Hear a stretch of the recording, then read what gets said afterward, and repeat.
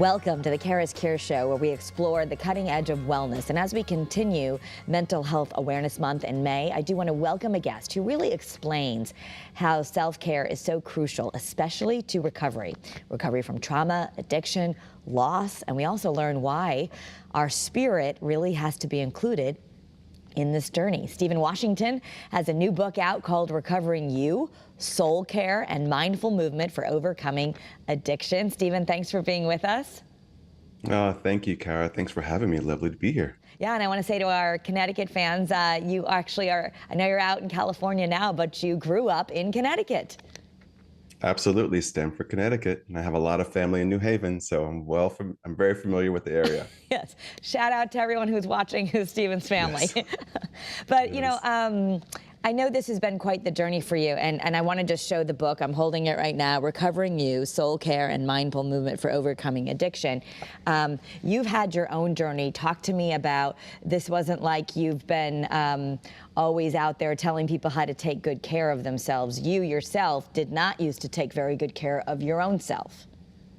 Absolutely. I had my first drink at the age of 15. And the reason why I started drinking was because I was so uncomfortable in my own skin. I grew up in a very traumatic environment, and I was just trying to find some way to self-soothe and self-regulate. I didn't know that that's what I was doing, but that's clearly, in hindsight, that's clearly what I was doing. And I loved how that first drink made me feel, and made me feel confident and smart and funny and all the things that I felt like I wasn't. And so really from the age of 15 all the way up until I was about 31, I chased that feeling over and over again to varying degrees of success, always trying to change the way that I felt and help me to live life and cope with life.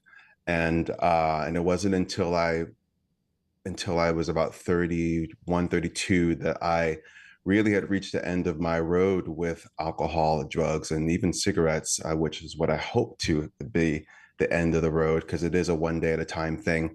But that's when I sought out a different way of living and solutions. And over the last 21 years, I've been able to manage to stay sober and to incorporate a lot of the principles of my 12-step recovery background, in addition to all the holistic practices that I offer in Recovering You, that have really enhanced my life and helped me live a more conscious, joyous, and healthier life. Yeah, it's been quite a journey for you, a 20-year journey. But what I like about your book, and what I always try to bring to our audience here is, we're all busy and we're all everyone has on different struggles, but addiction is a real thing, whether it be addiction or whether it be you're recovering from some sort of trauma. We've all experienced some sort of trauma. You really do some practical things that movement, which we can all incorporate. If you've watched the show long enough, you've heard another one of our doctors who comes on always says, move a muscle, change a mood, but how movement can be so important and breath can be so important. So let's start there. Why is breath so important, especially when you're trying to recover from an addiction? Breath is important because breath is life, right? From a Chinese medicine standpoint, and in the book, I teach little Qigong exercises, which is an ancient Chinese healthcare system that combines flowing movement, standing postures, deep breathing, and focused intention to activate, cultivate, and circulate life force energy. And from a Chinese medicine standpoint, air is the most accessible form of qi that there is, right? We can go a while without eating or drinking, but we can't go very long without breathing. And breath is one of the ways that we fill ourselves up with energy. And we can tell a lot about how we're feeling by how we're breathing or not breathing. Just think about how often you go through a day and there are moments when if you're paying attention, you catch yourself holding your breath. And when we hold our breath, we create tension in the body. And from a Chinese medicine standpoint, tension is also a sign of stagnation, a stagnation of energy within your body. And energy within us and around us is designed to flow freely. So whenever there's anything that impedes it, that creates stagnation. So deep breathing is a way for us to cultivate more energy in the body, and movement is a way for us to circulate that energy as well.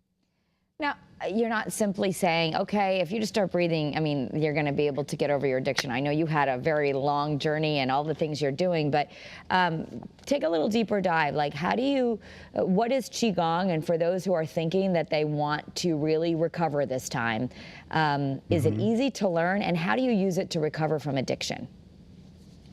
Well, Qigong, like I said a moment ago, is an ancient Chinese practice. I mean, it's been around for thousands of years.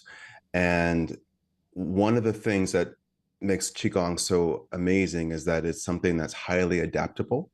It's something that each and every one of us can do. And when Qigong entered my life, it came at a moment when I was at a really big challenge and crisis. I honestly didn't know if I was going to be able to stay sober. I was about 10 years sober.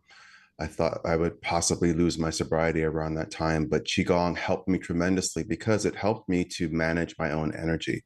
So we have energy that's physical, emotional, and mental. And when we are under stress, a lot of that, our bodies, our nervous system can become more unbalanced. And Qigong is a wonderful practice to help us to self-regulate. I feel as though addiction in any form, whenever we seek something outside of ourselves to make us feel better, to help us cope, we're just seeking to self-regulate.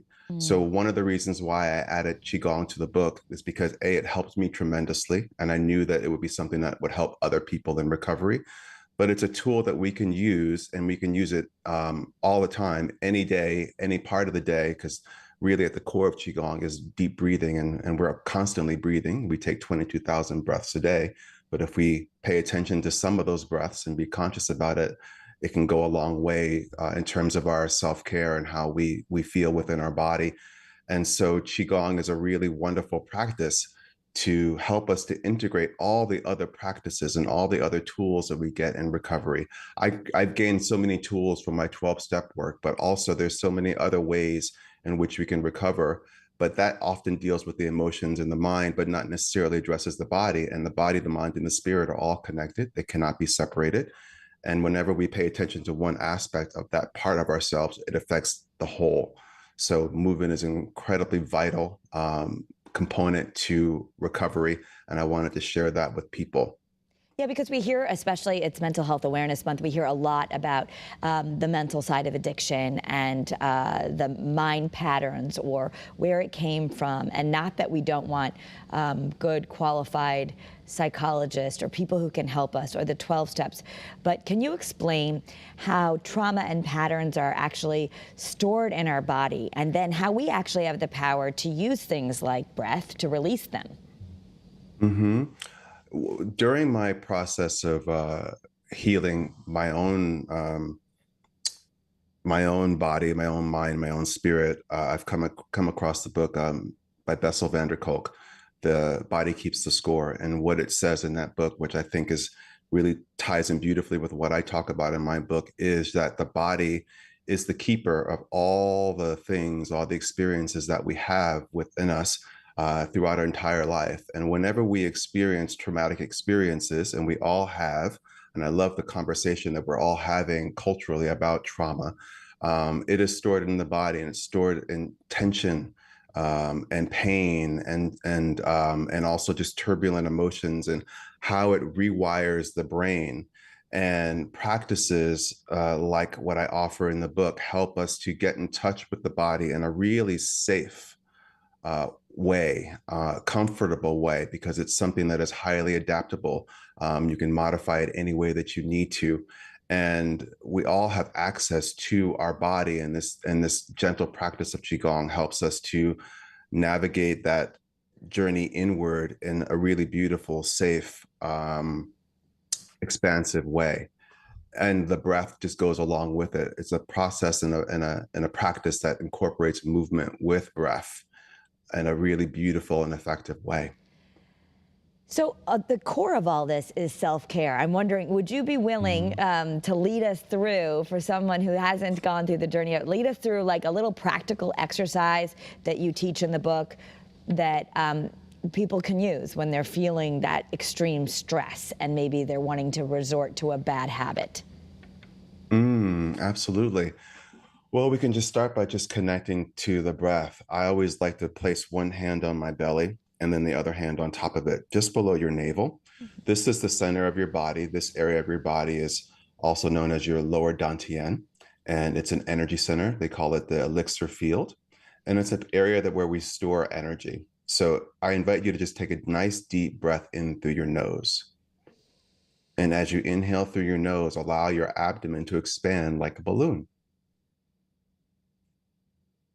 And then exhale out through your nose and allow your abdomen to soften. And again, take a nice deep breath in. And as you inhale, your belly button moves away from your spine. And as you exhale, your belly button draws inward towards your spine.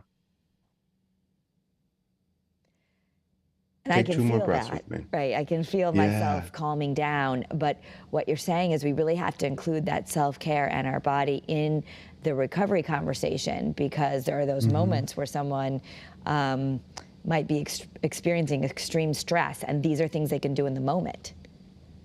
Yes, and absolutely. So when this makes me think of triggers, when we feel triggered and inspired to act out in an addictive way, when we feel that there is a stress component, of course, in that moment. And what happens when we feel stress is that the breath tends to get stuck in the chest and in the neck. And so we're holding on to a lot of tension. Now, if we're able to calm down enough to stop and breathe in deeply in and out, that will help shift some of that energy. It will take us out of that stress breath, which is also related and connected to the fight, flight, freeze response, and help us to slowly begin to self-regulate and calm down. And when we're able to calm down, then that turns off that part of the brain that's activated by the fight, flight, freeze response, the amygdala, and then it allows the prefrontal cortex, which is another part of the brain that's related to logic and reason and decision making, and allows that to turn on. And so then we're able to again drop into that more restorative, restful state, and that's when we're able to turn on the healing properties within the body. I mean, some people get so mad when you're calming down. You know, they always say no one ever calmed down by someone saying "calm down" or "take a breath." No. You know, but but these, I love how you talk about the brain. I love how this is becoming more common, because if we can kind of understand how our brain works, this is not about perfection, but the idea that we sort of have these little remote control, these little tools in our body that we can use to shift, and doesn't mean we're not going to lose it sometimes, but we have these tools that we can learn. Absolutely. There's a what I wanted to do when I wrote Recovering You and all the work that I do, as I want to give people the tools to empower themselves, Mm. to help themselves, body, mind, and spirit. And not that we don't need help outside of that. It also, I think, this kind of work, and I talk about it in the book, how important community is and how important it is to ask for help when you need it and reach outside of yourself. But there's so much that we can do to help ourselves heal body, mind, and spirit. And all of the practices in the book, whether it's the deep breathing or the movement, the self inquiry, all the other exercises, the self massage, can help us to set on a path to living a more conscious, joyous, healthier life. You know, I love that there are pictures in the book, okay? And there's quotes and different things to lead people. And I know you have a whole multimedia experience. People can follow your guided meditations and your movements. But I love how you're showing the hands. Maybe you people have heard that reflexology with their feet matters, but you're showing Mm-hmm. diagrams of the hands that if we're in a stressful moment, actually rubbing certain parts of our hands, which no one's gonna know you're doing, can really help. Can you talk about the power of our hands? Yeah, first of all, the hands are great transmitters and receivers of energy. That's one of the things that I've learned in Qigong, and it's a very powerful part of the body. But within the hand, you have all these different points that correspond with different parts of your body, so that we can massage different parts of our hands and affect various parts of the body, muscularly, skeletally, as well as our organs. And so anytime that we spend massaging our hands, our feet, or even our ears, we can impact the body, and we can also change the state that we're in. Again, shifting out of fight, flight, freeze, and moving more into the more activating the parasympathetic nervous system, which is related to our rest and digest and restore.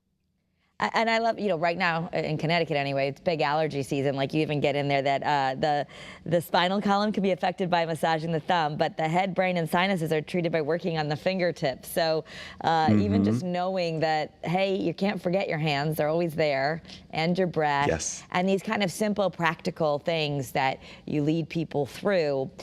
Sort of an exercise at the end of every chapter, so that when life hits, they've got tools. Absolutely, and life is going to hit. Yeah. Life Right. is going to hit, and these practices are tools that one can use to help you really meet life on life's terms. One of the key things about addiction, and when I say addiction, I'm using it not just specifically about alcohol and drugs and cigarettes, which were my experience. We're all affected by addiction, whether it's our addictions to work, sex, gambling, smoking, social media devices. There's so many different ways that we can use to check out, and all of these practices help us to bring us into the present moment and help us to manage stress, becoming more skillful at managing our own energy and how we respond to life. Yeah, and you talk about meditation too, which is a word that I hear a lot of people now. Oh yeah, I just don't have time to meditate, or I don't know, or I've tried it, and when I meditate, I can't stop thinking it doesn't work for me. So I think there's a lot of misunderstanding about meditation, right? It's not that we need to Yeah. stop thinking. So can you speak to that about why meditation really is for everyone, and maybe we're making it too complicated? Yeah, meditation was always something that seemed very complicated to me, and it's one of the things that when I was early in recovery, it kind of turned me off because it just seemed like this unattainable thing. And it wasn't until I was at a meeting one day, and someone mentioned that meditation could be as simple as putting water on the stove to boil for coffee or tea, and while you're waiting for the water to boil, just sit and take some deep breaths, and perhaps look out the window and just breathe. And then when the water is done boiling, that's the end of the meditation. Like meditation could be that simple. And when Mm, I heard that, I thought, oh, I can do that.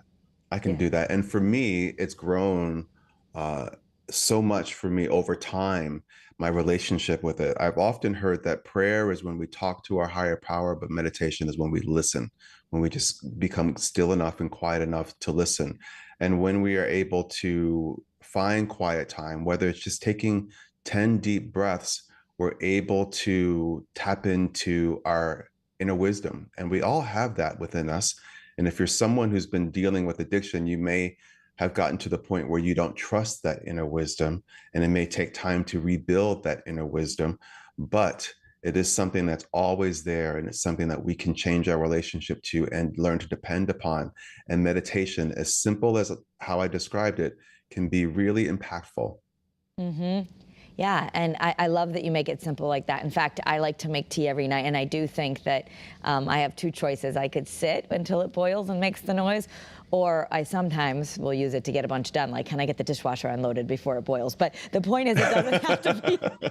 It doesn't have to be a lot of time.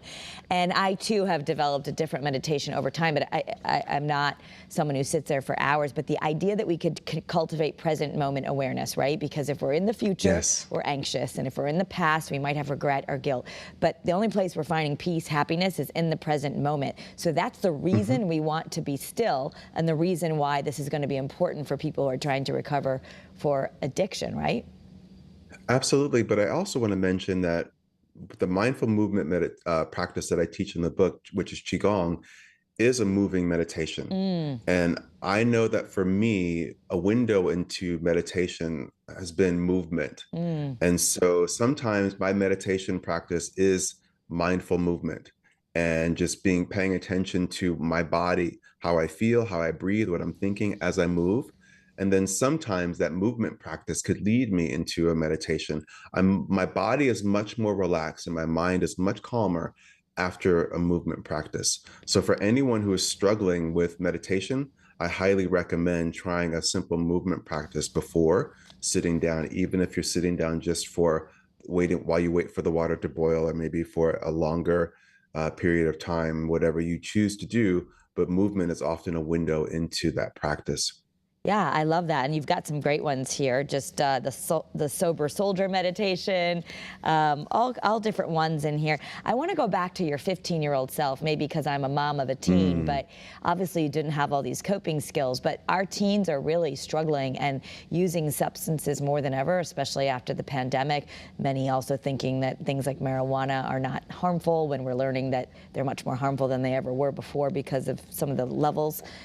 So I don't want to get a soapbox about the using, but as far as if you had those tools to calm yourself, which is what you were looking for, self-regulation, what's something us moms and dads could teach teens so they could simply have some of these tools so they don't have to struggle as much? that's a really good question. And one of the things I want to say is that it's just so important that those of you who have young people in your life, that you um, really help them to regulate by co-regulating with them. That when something is happening to them, really guiding them through the experience, connecting with them, breathing with them, just being present with them, helping them to again activate that parasympathetic nervous system so that they're not in fight, flight, freeze. Mm. That's one of the things. I just had a conversation with a friend of mine who has a teenage nephew who just went through a very traumatic experience the other day. And she was able to be there for him, be present for him right in the aftermath of that, and to help him co regulate. Because that's how we as young people learn how to self regulate. We learn by the people who are caretakers in our lives help us to help ourselves. But also, if our caretakers don't know how to do that for themselves, then how do you pass that on? Mm. So that's an important thing to think about. But in terms of what a teenager can do and things that you can help a teenager with, it's just, again, going back to the breath, teaching that someone just simply how to breathe and how to breathe with awareness. I love teaching the Qigong practices to teenagers because it's wonderful to watch them discover their bodies and their energy in a new way. There's an exercise that I do with them oftentimes called shaking, and where we just shake out different parts of the body, the hands and the whole body, and we do it for several breaths, and then we stop the movement, and then I ask them to close their eyes and then to feel the energy moving in their body because they'll feel like a tingling sensation in the body, and they just love that, and it just opens up their mind and their consciousness to the fact that we are more than just our physical bodies. There's so Mm. much more going on within us, and what's going on within us is very powerful, which is a very empowering thing to learn. So I think exposing young people to things like that, movement of any type, getting young people out into nature, away Mm. from the TVs, away from the devices, and just connecting with nature is a really powerful healing practice to do. Well, and you bring up a good point, and no shame for the parents. You know, a lot of us didn't learn proper Of regulation course. skills, but the reason why we Yeah. want to be doing some of this now and learning is, we are going to teach more by how we guide. And I think for sometimes when your kid is really, really getting upset, if you have a really upset teenager who's yelling and really feeling dysregulated, that also causes the parent naturally to fight back and to, try to calm them by getting bigger, which is absolutely the opposite of, I know, what we should be doing. Hate to use that word should, Yeah. but so learning some of these regulation skills that you so simply put in here can help. And then, maybe telling your teen that mommy didn't handle that so well. I wasn't my best self, but let's try breathing next time. But even Yeah. you didn't know that any of this was available to you when you were 15 reaching for that drink instead of your breath. Oh no, I didn't know this at all. I wish I had. I wish I had. But I think that whole experience, all the experiences that I had, led me on this journey of Yep. seeking out tools and practices that could help me heal. And that makes me perfectly qualified and prepared to share these practices with other people because I'm living them. I've lived them. And they've helped me get to where I am now, which is a good place to be. And I'm really grateful for the life that I've lived. And back to what you were saying about children and parents, you mentioned, we talked about this at the very beginning of our talk today: move a muscle, change a thought. And I think just getting kids to move in some constructive way can help them through that difficult moment that they're in. Yeah, and I like that you have some deep dive. I mean, it's great if you have a wonderful therapist that you really connect with, but if not, you know, you can, a lot of this is taking you through that, some questions you need to ask yourself, some journaling, the practice of gratitude. What's really different, I think, about your book today than maybe what we would have seen 20 years ago is self-care and self-discovery is crucial to changing any pattern. Is that correct?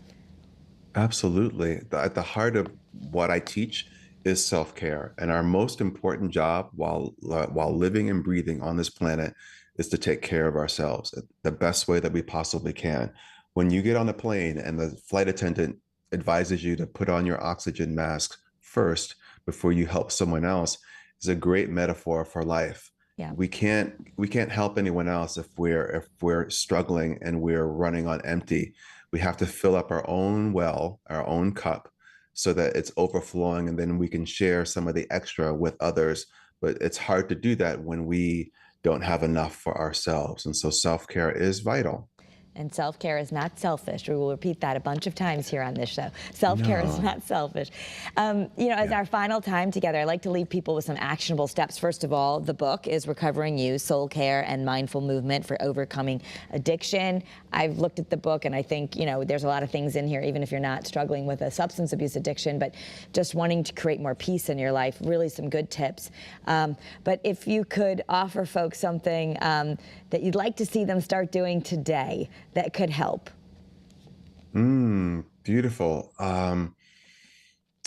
That's a great thing. I think that what I want people to take from this experience of our conversation and what they can use going forward is, again, as they move through their life, paying attention to how they breathe, paying attention to how they move their body, and make sure that they move their body, being conscious and aware.